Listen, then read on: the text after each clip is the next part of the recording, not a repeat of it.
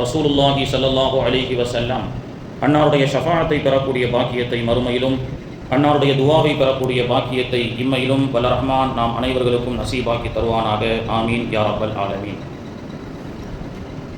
ஹிஜ்ரத்தின் 2ஆம் மாதமாம் சஃபருடைய மாதத்தின் 4வது ஜுமாவிலே நாம் எல்லாம் வீற்றிருக்கின்றோம்.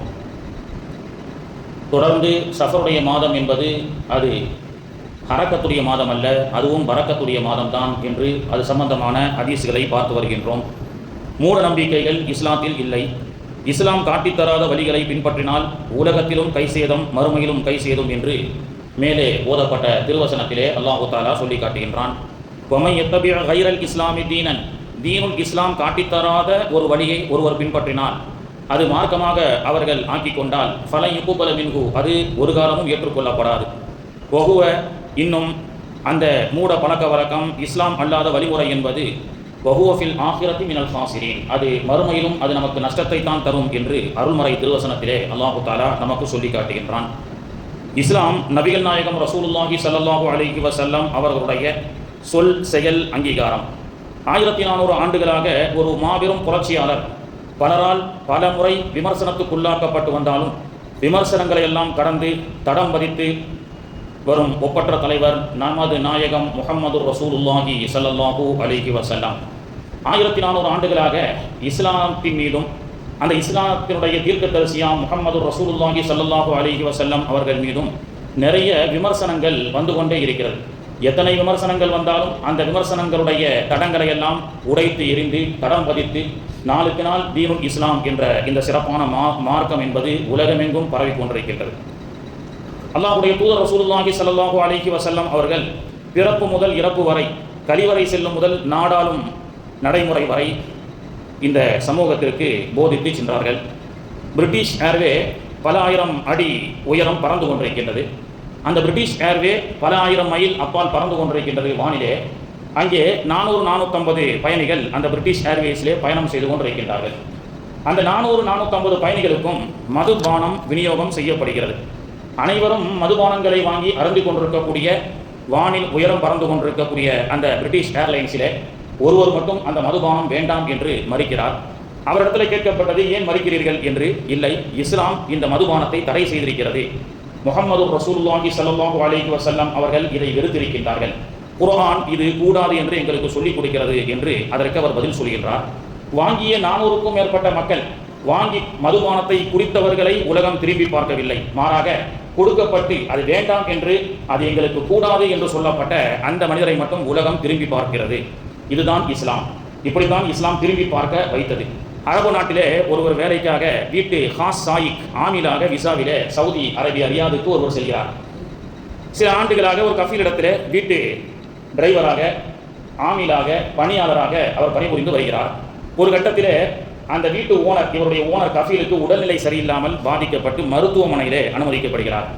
அப்படி மருத்துவமனையிலே தன்னுடைய கஃபீல் அனுமதிக்கப்பட்ட அந்த கஃபீலை வந்து சக அரபிகள் எல்லாம், சதீக்குகள் எல்லாம் வந்து பார்க்கிறார்கள். அவருடைய அகலுகள், உறவினர்கள் எல்லாம் வந்து பார்க்கிறார்கள். அப்படி அந்த வரிசையிலே அந்த கஃபீலுடைய ஆமிலாக இருக்கக்கூடிய, பணியாளராக இருக்கக்கூடிய, ஹாஸ் சாயிக் என்று சொல்லக்கூடிய ஹவுஸ் டிரைவராக இருக்கக்கூடிய அவரும் சென்று மருத்துவமனையிலே பார்க்கிறார்.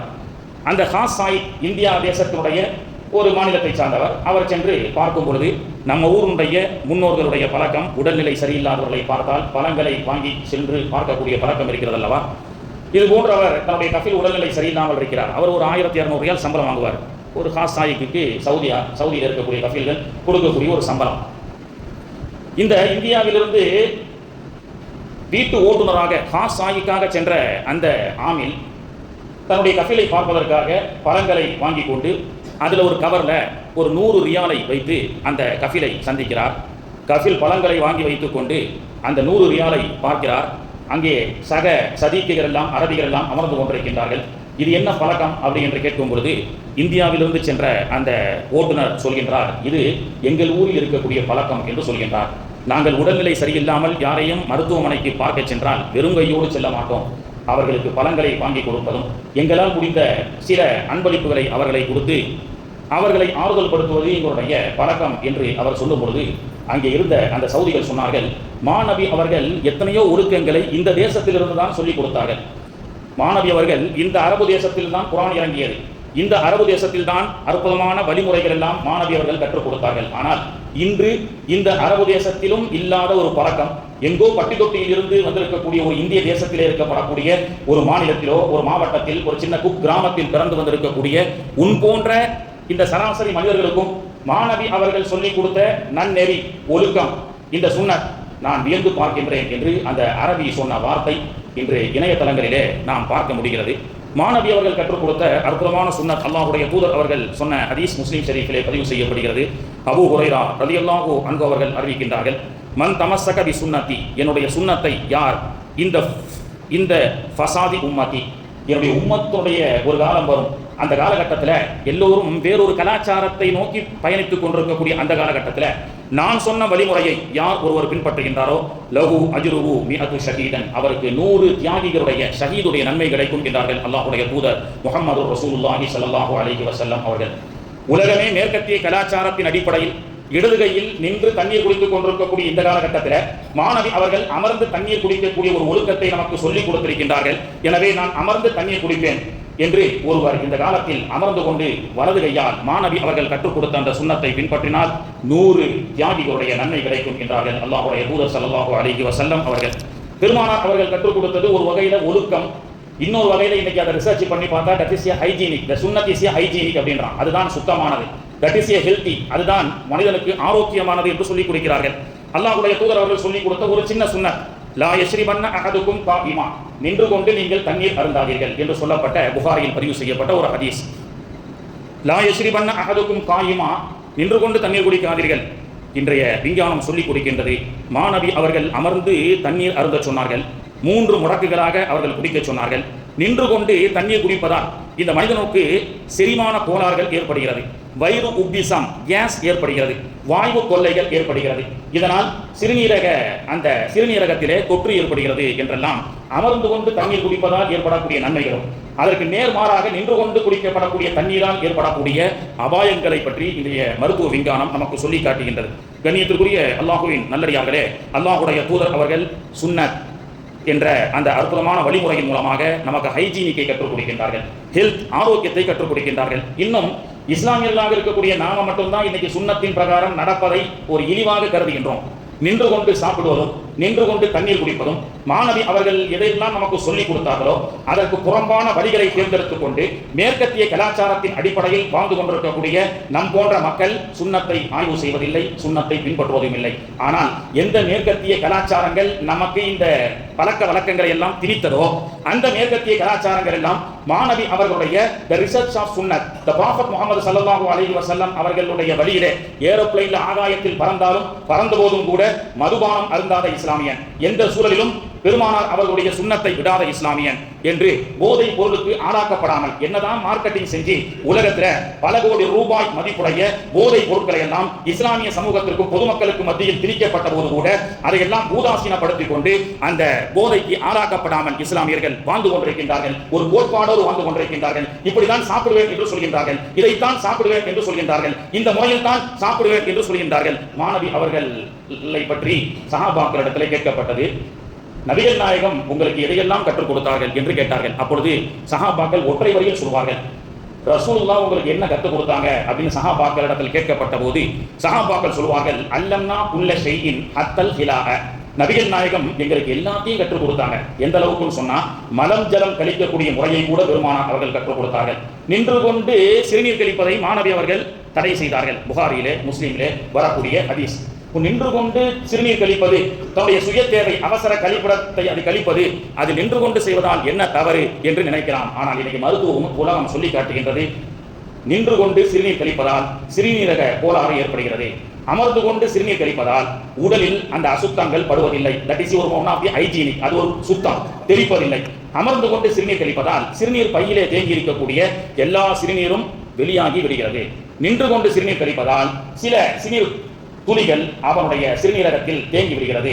அது 1 முறை 2 முறை 3 முறை 100 முறை என்று மனிதன் செல்ல செல்ல தேங்கப்பட்ட அந்த சிறுநீரகத்தில் இருக்கக்கூடிய அந்த நஜீசான சிறுநீரகம் தேங்கிவிட்டால் அவனுக்கு பலவிதமான பிரச்சனைகள் அசௌகரியங்கள் ஏற்படுகிறது என்று மருத்துவ உலகம் சொல்லி காட்டுகின்றது. புகாரியிலே ஒரு ஹதீஸ், அப்துல்லா இப்னு மஸ்ஊத் ரலியல்லாஹு அன்ஹு அவர்கள் அறிவிக்கின்றார்கள், அனஸ் இப்னு மாலிக் ரலியல்லாஹு அன்ஹு அவர்களும் அறிவிக்கின்றார்கள், ஒரு முறை மக்காவிலே குஃபார்கள் எல்லாம் சேர்ந்து நபிகள் நாயகத்தை பார்த்து ஒரு மலையடி வாரத்திலே இவ்வாறு சொன்னார்கள், இதா தொலப குஃபார் மக்காவில் இருக்கக்கூடிய குஃபார்கள் எல்லாம் நபிகள் நாயகத்திலே வந்து ஆயத்தம் மினன் நபி, நபிகள் நாயகமே நீங்கள் உண்மையாக நபியாக இருந்தால் ஒரு அற்புதத்தை எங்களுக்கு செய்து காட்டுங்கள். என்ன அற்புதம்?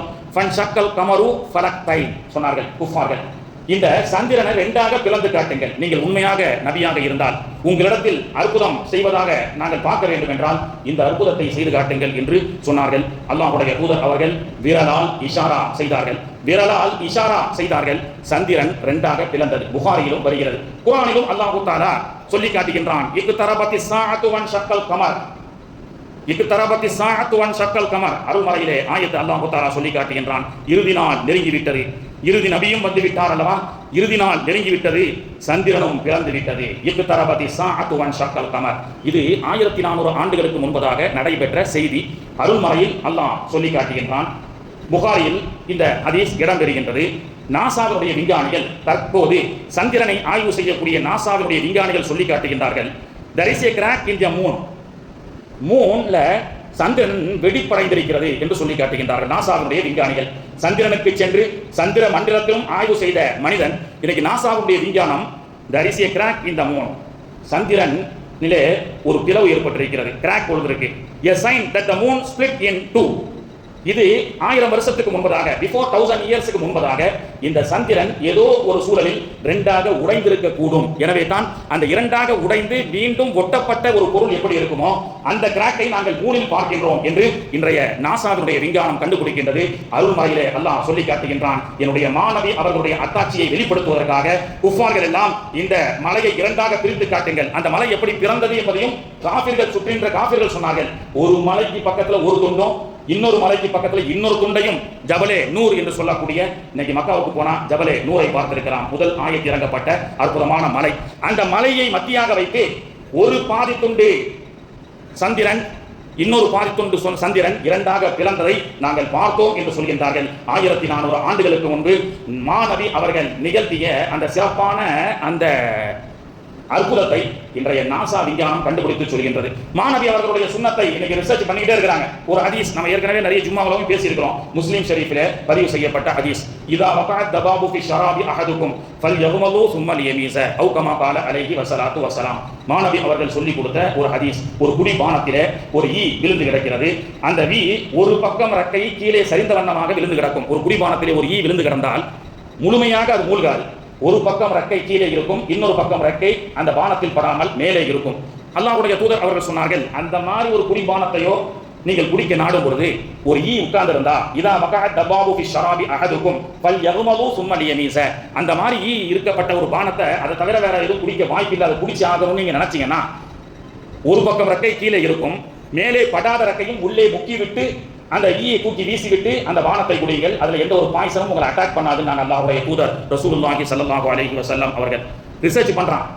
இந்த ஆய்வை ஒருவன் கைரோ துவீஸ் என்பவன் 2003 ஆய்வு செய்து இந்த முஹம்மது இடியட் நஊது பில்லாஹ் அப்படின்ற ஒரு புத்தகத்தை எழுதினான். பிறகு இந்த ஈயை கொண்டு ஆய்வு செய்து பார்த்ததிலே இந்த முஹம்மது இடியட் நஊது பில்லாஹ் என்ன முஹம்மதுடைய வழிமுறை, மூட நம்பிக்கையை ஒழித்தார்கள் என்று பேசுகின்றார்கள், மூட பழக்க வழக்கங்களை அழித்தார்கள் என்று பேசுகின்றார்கள். ஆனால் ஒரு ஈ விழுந்தால் அந்த படாத ரெக்கையும் சேர்த்து முக்கிவிட்டு குடிக்க சொல்கின்றாரே என்று அந்த ஈயை ரிசர்ச் செய்து அவர் பிறகு சொல்கின்றார், நான் தவறாக சொல்லிவிட்டேன், the Muhammad is not a idiot நஊது பில்லாஹ், அப்படி அல்ல, the Muhammad is a great genius, he is a great doctor அப்படி என்று சொல்லி 2005 அவருடைய அறிக்கையை மாற்றிக்கொண்டார். அந்த அறிக்கை மாற்றுவதற்குண்டான காரணம் என்ன? இந்த ஒற்றை வரி ஹதீஸ் முஸ்லிம் ஷரீஃபிலே பதிவு செய்யப்பட்ட ஹதீஸ். ஈயினுடைய ரெக்கையை ஆய்வு செய்யப்படுகிறது. ஒரு ரெக்கை விஷமுள்ள ரெக்கை, அது கனமாக இருக்கிறது. வானத்தில் விழுந்தால் அந்த ஒரு ரெக்கை கீழே பட்டவுடன் அந்த வானத்தில் விஷம் இறங்கி விடுகிறது.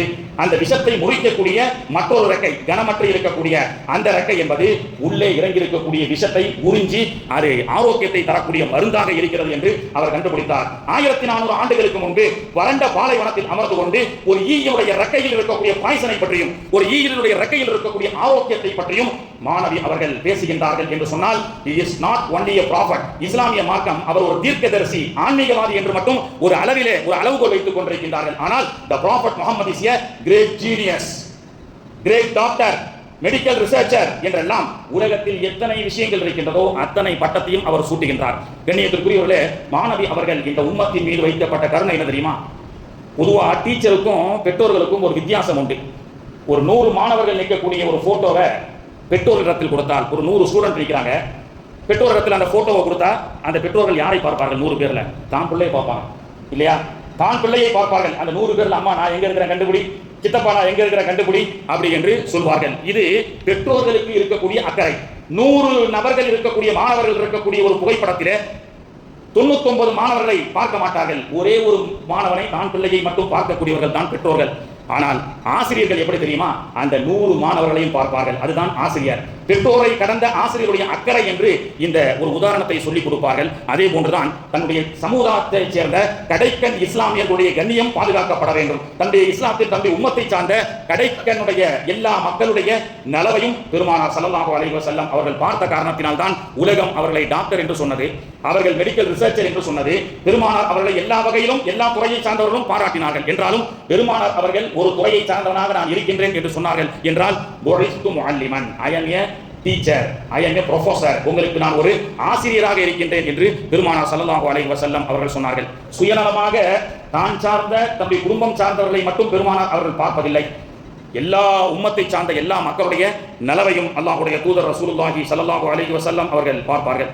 மாணவி அவர்கள் கட்டமைத்த இந்த தீனுல் இஸ்லாம் அறிவுபூர்வமானது, மூட நம்பிக்கை அற்றது, மனித கூட ஒழுக்கம் சார்ந்தது என்று நமக்கு சொல்லிக் கொடுக்கப்பட்டது. கண்ணியத்திற்குரிய அல்லாஹ்வின் நல்லடியார்களே, அப்படி பெருமானார் ரசூலுல்லாஹி ஸல்லல்லாஹு அலைஹி வஸல்லம் அவர்கள் இந்த சமூகத்தை வார்த்தை எடுத்தார்கள். சுன்னத் என்ற அடிப்படையில் இந்த சமூகத்தினுடைய நலனுக்காக, இந்த சமூகம் நம்மெல்லாம் ஹைஜீனிக்காக ஹெல்த்தியாக இருப்பதற்காக ஒவ்வொரு செயல்பாடுகளையும் ஒவ்வொரு அசைவுகளையும் பெருமானார் ஸல்லல்லாஹு அலைஹி வஸல்லம் அவர்கள் நமக்கு கற்றுக் கொடுக்கின்றார்கள். ஒரு நிகழ்வு நடைபெறுகிறது.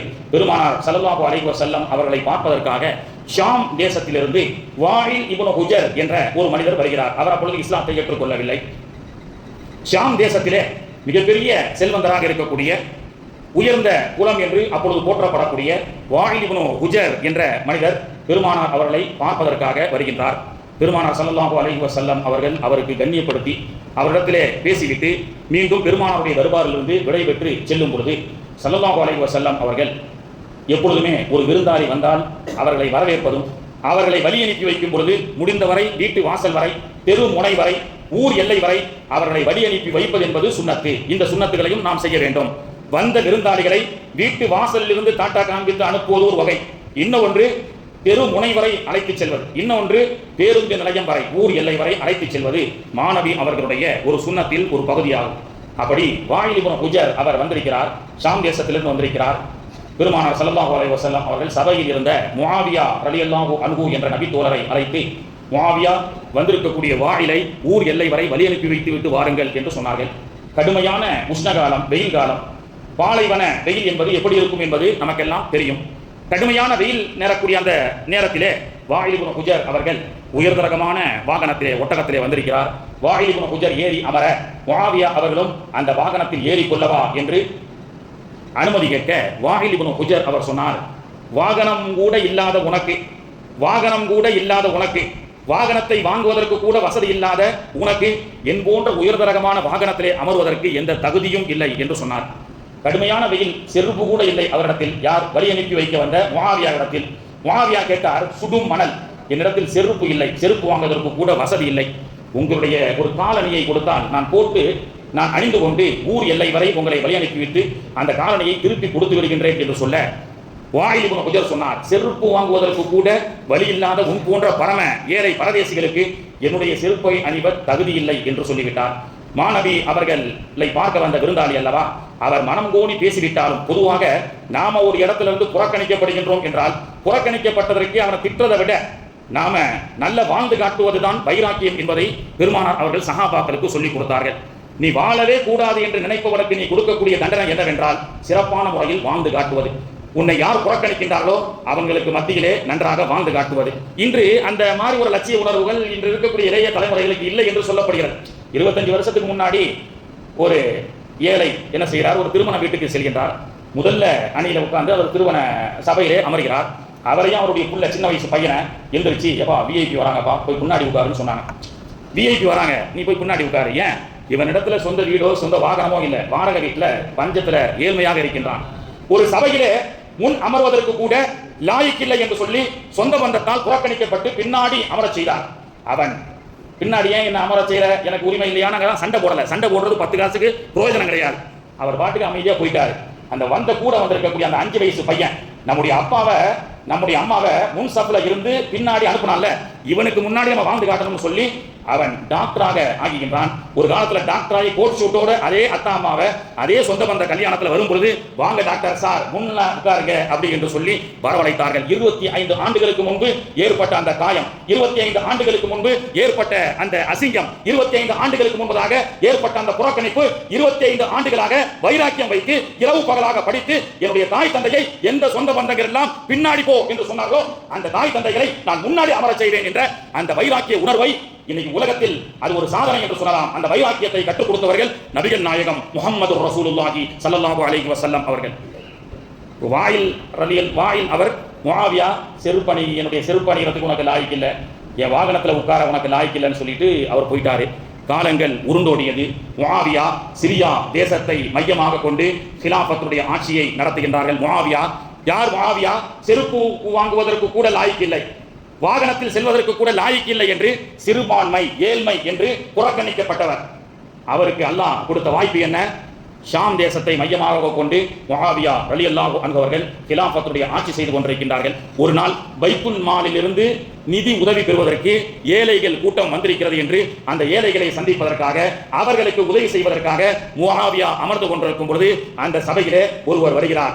யார் வருகிறார்? அவர்தான் வாயில் இப்னு ஹுஜர் என்பவர். என் வாகனத்தில் ஏறுவதற்கு உனக்கு தகுதி இல்லை, என் செருப்பை மாட்டுவதற்கு உனக்கு தகுதி இல்லை என்று சொன்னவர் ஏழையாக இருந்து பைத்துல் மால் நிதியை வாங்குவதற்கு வர அந்த பைத்துல் மால் நிதியை நிர்வகிக்கக்கூடிய தலைவராக ஒரு கிலாஃபத்துடைய ஆட்சியை முஆவியா ரலியல்லாஹு அன்ஹு அவர்கள் பெற்றார்கள் என்று சொன்னால் தமிழில் சொல்வார்கள், பூனைக்கு ஒரு காலம் யானைக்கு ஒரு காலம் வந்தால் பூனைக்கு ஒரு காலம் வரும் என்று சொல்வார்களே.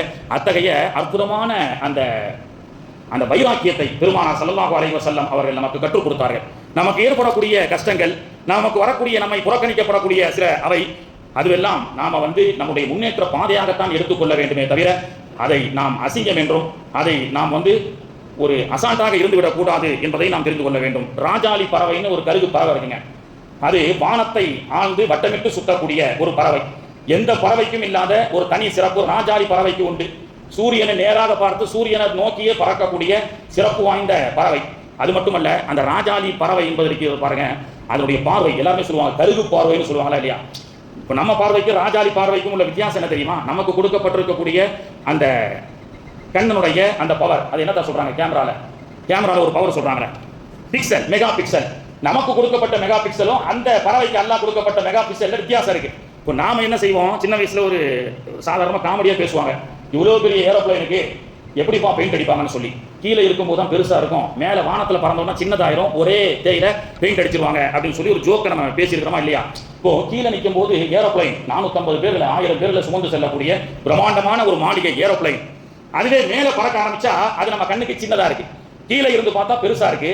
மேலே பறக்க பறக்க பறக்க நம்முடைய மெகா பிக்சலுடைய அந்த ஒளி குறைந்து விடுகிறது, அது ரொம்ப சின்னதா தெரியுதுல்ல. ஆனா ராஜாளி பறவைக்கு அப்படி கிடையாது. அது எத்தனை 100 கிலோமீட்டர் தாண்டி அது பார்த்தாலும் கிட்ட எவ்வளவு பெருசு தெரியுதோ அதே மாதிரி தான் தூரமா தெரியும். ராஜாளி பறவைக்கு உண்டான ஒரு சிறப்பை அல்லாஹ் தஆலா கொடுத்திருக்கின்றான். அதனால தான் கழுகு பார்வை அப்படின்னு சொல்றாங்க. இந்த ராஜாளி பறவை இனம் பெருக்கத்தை எப்படி செய்கிறது என்று சொன்னால், முட்டையிடக்கூடிய அந்த காலகட்டத்தில் உயரமான மரத்திலே கூடு கட்டுகிறது. கூடு எப்படி கட்டுது அப்படின்னு சொன்னா, முற்கள் அவுட்லெட் ஃபுல்லா செவுரு நம்ம வைக்கிற மாதிரி ஃபுல்லா முற்கள் இருக்கும். அதை வச்சுதான் அவுட்லெட்டாக இந்த ராஜாளி பறவை கூடு கட்டுகிறது. முள்ளு இருக்கப்படக்கூடிய உள்ள ரொம்ப சாஃப்டான மிருதுவான பஞ்சுகளை எல்லாம் கொண்டு வந்து உள்ள பஞ்சி மெத்தையை அமைக்கிறது ராஜாளி பறவை. அந்த பஞ்சி மெத்தையின் மீது முட்டையிடுகிறது. முட்டை இனப்பெருக்கமாக்கப்பட்டு குட்டி ராஜாளி பறவைகள் எல்லாம் உருவாகிறது. அந்த பஞ்சி மெத்தையில முட்களுக்கு மேல் இருக்கக்கூடிய அந்த பஞ்சி மெத்தையில அந்த குஞ்சுகள் எல்லாம் சுகமாக இருக்கிறது. குளிரும் தெரியாமல் வெயிலும் தெரியாமல் ரொம்ப ஏசி குளிரூட்டப்பட்ட அறையாக அல்லாஹ் அதுக்கு அவ்வளவு பெரிய அறிவை கொடுத்திருக்கிறான். அது அப்படியே பிறந்ததோட சொகுசாவே இருக்கு. சொகுசா இருக்க இந்த ராஜாளி பறவை என்ன செய்யுதுன்னு சொன்னா, அந்த பஞ்சி இருக்கக்கூடிய அந்த பஞ்சி மெத்தையில உல்லாசமாக இருக்கக்கூடிய அந்த குட்டி பறவைகளுக்கு ஒரு விஷயத்தை உணர்த்துவதற்காக கொஞ்சம் கொஞ்சமாக அந்த பஞ்சுகளை எல்லாம் நீக்க ஆரம்பிக்கிறது. முற்களுக்கு மேல உட்கார்ற மாதிரி செய்யுது. கொஞ்சம் கொஞ்சமா அந்த பஞ்சுகளை எல்லாம் ரிமூவ் செஞ்சு கூண்டு முழுக்க என்ன செய்யுது, அது முற்களாக ஆக்கி விடுகிறது. இந்த முறுக்கல் லேசா குத்த என்ன செய்யுதுன்னு சொன்னா அப்பதான் ரெக்கையை லேசா விரிக்குது. ஏன்னா இது சுகமான பஞ்சு மெத்தைகளை தூங்கினா கடைசி வரைக்கும் அந்த ரெக்கையை விரிக்க முடியாது. அது எதற்கு பிறந்தது? எதற்கு? உல்லாசமாக பஞ்சு மெத்தையில் தூங்குவதற்கா? இல்லை. அது வானை நோக்கி பறந்து இந்த உலகத்தையே வானத்தையே அளக்கக்கூடிய சக்தி வாய்ந்த ராஜாளி பறவை. என்னுடைய குட்டிகள் அப்படி இருக்கக்கூடாது என்று குட்டிகள் மீது இருக்கக்கூடிய அந்த அக்கறையின் காரணமாக அந்த பஞ்சுகளை எல்லாம் அது ரிமூவ் செய்து விடுகிறது. ஒரு கட்டத்தில் முற்களால் அமைக்கப்பட்ட அந்த கூடாரத்திலிருந்து எப்படா பறப்போம் அப்படி என்று அது பறக்க ஆரம்பிக்கின்றது. அந்த குஞ்சுகளை எல்லாம் தனது ரெக்கையில் அமைத்துக் கொண்டு அது வானை நோக்கி, குறிப்பாக சூரியனை பார்த்து பறக்கக்கூடிய பறவை ராஜாளி பறவை என்று நமக்கு சொல்லிக் கொடுப்பார்கள். இந்த பறவையினுடைய இந்த விஷயத்தை வைத்து அல்லாஹ் நமக்கு சொல்லிக் கொடுக்கக்கூடிய பாடம் என்னவென்றால், மார்க்கம் நமக்கு சொல்லிக் கொடுக்கக்கூடிய பாடம் என்னவென்றால், நமக்கு முற்களாக அல்லாஹ் அமைத்து பல சோதனைகளை அல்லாஹ் கொடுக்கின்றான். நமக்கு கஷ்டங்களை அல்லாஹ் கொடுக்கின்றான். இந்த கஷ்டங்களும் இந்த சோதனைகளும் இந்த அவமானங்களும் நமக்கு அல்லாஹ் ஏன் கொடுக்கிறான் தெரியுமா? அந்த பறவை முள்ளால் குத்தப்பட்டால் தான் அது உயர பறக்க முடியும். அது போன்று அல்லாஹ் கஷ்டத்தை கொடுக்கின்றான், சோதனையை கொடுக்கின்றான், அசிங்கங்களை கொடுக்கின்றான், பலவிதமான ஆபத்துகளை அல்லாஹ் கொடுக்கின்றான். இதுவெல்லாம் நாம் துவண்டு போய் உட்கார்வதற்கு அல்ல, வானை நோக்கி பறப்பதற்கு ஒன்று நாம் வானை உலகத்தை ஆள பிறந்தவர்கள் என்ற அந்த விஷயத்தை இந்த பறவையின் மூலமாக அல்லாஹ் தஆலா நமக்கு சொல்லிக் கொடுக்கின்றான். கண்ணியத்திற்குரிய அல்லாஹ்வின் நல்லடியார்களே, சென்ற வாரம் சொன்னதை போன்று மாணவ பிள்ளைகளுக்கு வைராக்கியத்தை கற்றுக் கொடுக்க வேண்டும். இது இஸ்லாம் நமக்கு கற்றுக் கொடுத்தது. சென்ற வாரம் சொன்னேன் அல்லவா, +2ல நல்ல மார்க் எடுத்திருக்கிறாரு, +2ல நல்ல மார்க் எடுத்திருக்கிறாரு, டிகிரிலையும் நல்ல மார்க் எடுத்திருக்கிறாரு. மேல் படிப்புக்காக அமெரிக்கா சிகாகோ யூனிவர்சிட்டிக்கு செல்லக்கூடிய மாணவன் மவுண்ட் ரோட் அமெரிக்காவுடைய எம்பாசியில விசா கொடுக்கப்படாம கேன்சல் ஆகப்பட்டதற்குண்டான காரணம் என்ன? நல்ல 90% மார்க் தான், கோல்டு மெடலிஸ்ட் தான். அந்த பையனுக்கு அமெரிக்கா தூதரகத்தில் சிகாகோவிலே சென்று பிஜி படிப்பதற்கு நிராகரிக்கப்பட்டதற்குண்டான காரணம் என்ன? Mobile tracking system, AI. ஒவ்வொரு மனிதனுடைய நாம நினைக்கிறோம் மொபைல் என்பது நம்ம யாருக்கும் தெரியாம நம்ம சேட் பண்றோம், யாருக்கும் தெரியாம பார்க்கிறோம்னு சொல்லி. கூகுள் சிஇஓடைய வாட்ஸ்அப்பையே ஒருத்தர் ஹேக் பண்ணிட்டான், அந்த அளவுக்கு இருக்கு. அப்போ இந்த மொபைலுடைய நம்பரை அடிச்சு பார்த்ததுல அந்த மாணவன் அசிங்கமான படங்களை பார்த்திருக்கின்றான். எனவே அமெரிக்காவினுடைய அந்த தூதரகம் அவனை பிஜி படிப்பதற்கு நிராகரித்து விட்டது. +2ல் 90%, கோல்டு மெடலிஸ்ட், நல்ல படிக்கப்பட்ட மாணவன் தான். ஏன் சிகாகோ யூனிவர்சிட்டியிலே சென்று படிப்பதற்கு அவனுக்கு தடையாக்கப்பட்டது? மொபைல் டிராக்கிங் சிஸ்டத்தை வச்சு நம்ம போன் நம்பர் 10 நம்பரை கொடுத்தா நாம என்னென்னலாம் பார்க்கிறோம், என்னென்னலாம் செய்கிறோம் என்ற எல்லா விஷயங்களும் இன்று வரக்கூடிய அளவுக்கு விஞ்ஞானம் வளர்ந்து விட்டது. ஒரு நேரத்தில் அல்லாஹ் பார்த்துட்டு இருக்கிறான்னு சொன்னோம், யாரும் கேட்க தயாரா இல்ல. இன்னைக்கு கார்ப்பரேட் நிறுவனங்கள், உலகத்துடைய இருநாட்டிகள் இன்னைக்கு நம்முடைய ஒவ்வொரு செயலையும் கண்காணித்துக் கொண்டிருக்கின்றார்கள். கண்ணியத்திற்குரியவர்களே, எனவே ஒழுக்கம் சார்ந்த கல்வி, அதைத்தான் அல்லாஹ்வுடைய தூதர் அவர்கள் சொன்னார்கள், மல்லா அதபலகு வலா இல்மலகு. இன்னைக்கு அமெரிக்கா சிகாகோக்கு அந்த பையன் வந்தா ஏன் நாட்டு பசங்களுக்கு எடுத்துருவான்னு சொல்லி இவன் மொபைல்ல தப்பான ஆபாச வீடியோவை பார்க்கக்கூடியவன் எல்லாம் இந்தியால இருந்து என் நாட்டுக்கு வர வேண்டாம்னு சொல்லி நம்ம புறக்கணிக்கின்றான். கோல்டு மெடலிஸ்ட் தான், ஸ்கூல் ஃபர்ஸ்ட் தான். இதை 1400 ஆண்டுகளுக்கு முன்பு அல்லாஹ்வுடைய தூதர் அவர்கள் நமக்கு சொல்லிக் கொடுக்கின்றார்கள். மல்லா அதபலகு வலா இல்மலகு. யாரிடத்தில் ஒழுக்கம் இல்லையோ அவரிடத்தில் கல்வி இருந்தும் பயனில்லை என்று சொன்னார்கள் அல்லாஹ்வுடைய தூதர் அவர்கள். ஒழுக்கம் சார்ந்த கல்வியோடு நாம் நடைபோடுவோம். நம்ம யாரெல்லாம் புறக்கணிக்கின்றார்களோ, நம்ம யாரெல்லாம் அசிங்கப்படுத்த நினைக்கின்றார்களோ, நம்மை ஒதுக்க நினைக்கின்றார்களோ அவர்களுக்கு முன்பு நாம் வாழ்ந்து காட்டுவோம். அல்லாஹ் தஆலா அப்படிப்பட்ட வைராக்கியத்தோடு வாழக்கூடிய பாக்கியத்தை அல்லாஹ் தஆலா தந்து நமக்கு இருக்கக்கூடிய சோதனைகள், கஷ்டங்கள், துன்பங்கள், துயரங்கள் அனைத்தையும் அல்லாஹ் தஆலா போக்கி எதிர்வரக்கூடிய காலத்திலே நம்முடைய சமூகம் எல்லா சார்ந்த துறையிலும் சிறப்பாக விளங்கக்கூடிய பாக்கியத்தை அல்லாஹ் தஆலா தந்து அருள் புரிவானாக. வாஹிர் தஅவானா அனில் ஹம்துலில்லாஹி ரப்பில் ஆலமீன். அஸ்ஸலாமு அலைக்கும் வரஹ்மத்துல்லாஹி வபரகாத்துஹு. சுன்னத்துல்லாஹி தொழுது கொள்ளுங்கள்.